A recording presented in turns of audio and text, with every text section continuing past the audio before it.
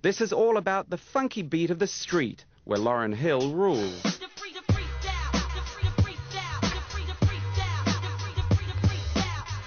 Since he renewed his contract with LVMH in April 1999, Galliano's work for Dior and for himself has had a bristling confidence and in-your-face fury that seems bent on tearing fashion apart and putting it back together in strange new shapes. He is to fashion what Picasso and Braque were to art in 1913, the year of experimental cubism. Literally, it's very much like cubism because he's taken things that should be there and he's put them there. He's deconstructed, pulled apart the very garments that make up fashion and put them together in a new way. For 4 years, I still was doing those Jolie Madame suits and churning them out and churning them out and gently introducing the new styles, gently introducing. But with the Lauryn Hill collection, that was the point that I had re-signed the contract at Dior, along with myself being involved with the lingerie, the beachwear, the bags, the windows, the advertising. So it was the point to go for it, do it.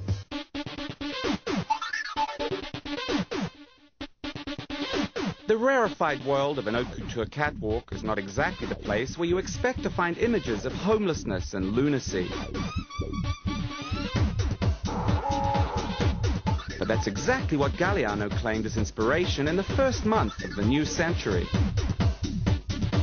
It was settled upon as a particularly Marie Antoinette-ish moment in modern fashion, though, wasn't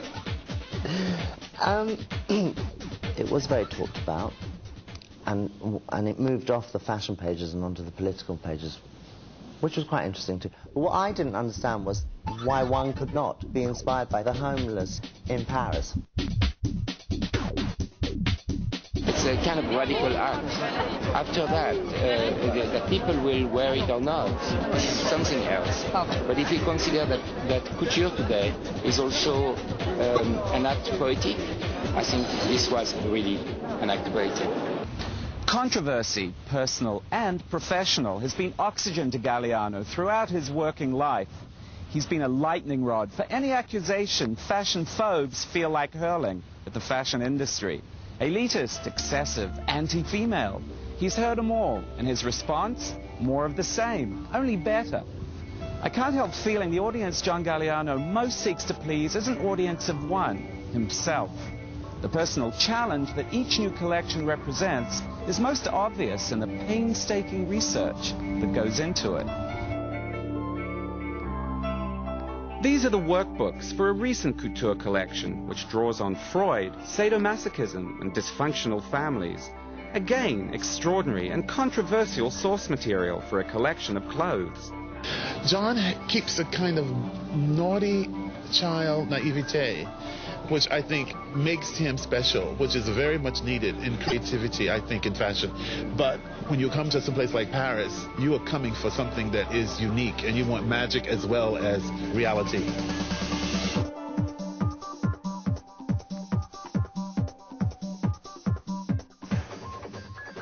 So do we look in these pages to find the secret of Galliano's success? Do we surrender to the controversy or the originality of his point of view? How about the glamour or the passion? Or is it the seductive undertow of the rich seam of decadence in all his work? We've talked about the romanticism a little bit of what you do and how it's been a constant thread through all your work. There's always a little germ of pessimism in romanticism and in the pursuit of beauty, because all beauty must fade. There is this sense that this is an ephemeral moment and it will pass. I mean, is that something that you are aware of yourself? Well, I think, as you just rightly said, any great romance, there's always that change of that moment where it is going to end. And that moment is quite gorgeous to capture that moment.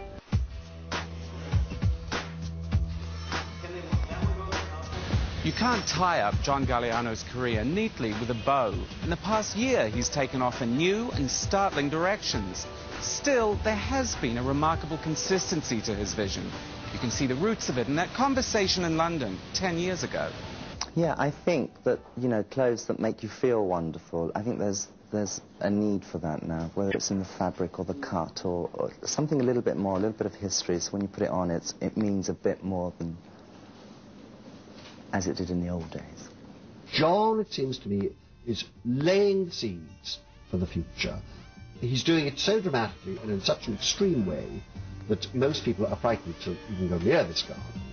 But they will. I really believe he's the first genius that fashion has produced. There are tons of designers out there, but there's so few that really have their own point of view and that are different and stick to their guns and just have that thing that makes them different and original, and you could look at a dress and say that's a Galliano dress.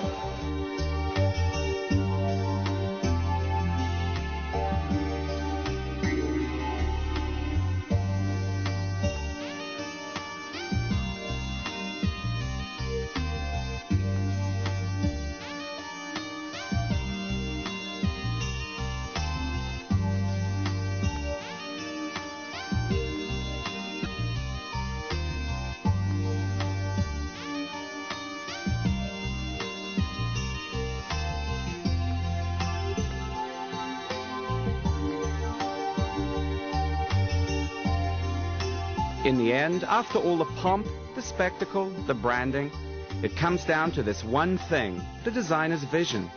That's what gives him purpose. And with John Galliano, it's all very clear.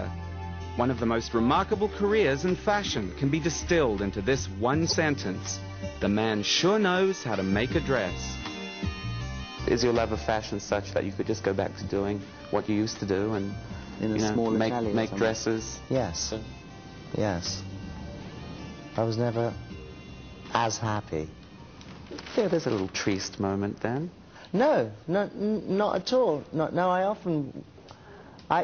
just often sometimes, when we were in the Bastille or in London, and it was this rickety kind of stuff, we were happy. We are happy now. So if I was to go back to that, I would be happy.